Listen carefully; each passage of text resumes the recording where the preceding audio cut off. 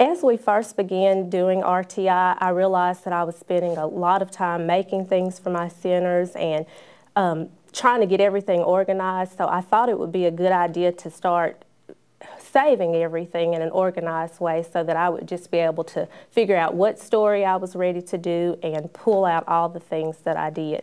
So I made a folder and just wrote the name of each story on the folder, and I started putting things in them like the vocabulary for all my centers, which I post in my room every week. We have our vocabulary for the story. We have the spelling words that I put up.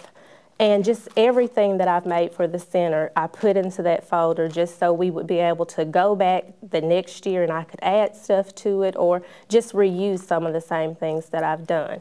And it just made it really easy for me to realize what skills we needed to cover, and maybe sometimes I had a better way to do those skills.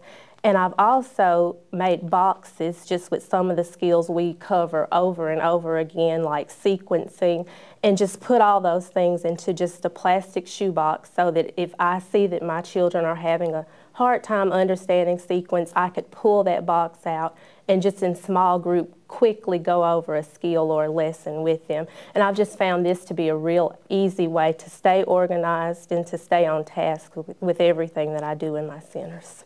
In my small group, we cover a lesson. A lot of times we try to cover 2 to 3 a week, just over different skills. Sometimes it's things that we're currently going over in the reading story that week, and sometimes it's just things that I think they need extra practice on or that somebody's struggling with.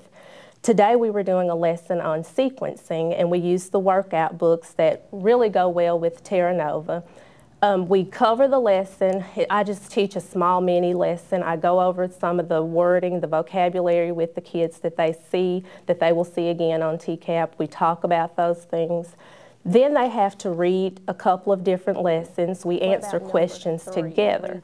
Then they go back to their seats and they answer questions on their own.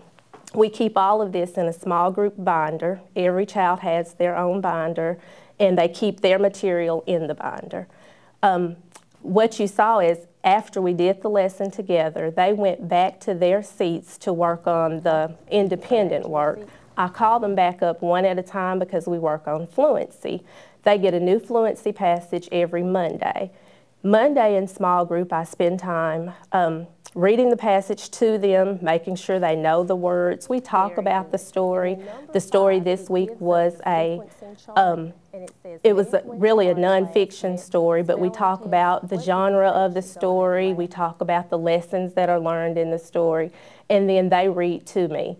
I time them and give them 1 minute, and I record what they do so that they can see every time that they read it that they're improving. If they're missing some of the same words, I highlight those words so that they know to go back home and to practice over those words, because I do let them take the fluency passage home and read it each night to a parent or some adult.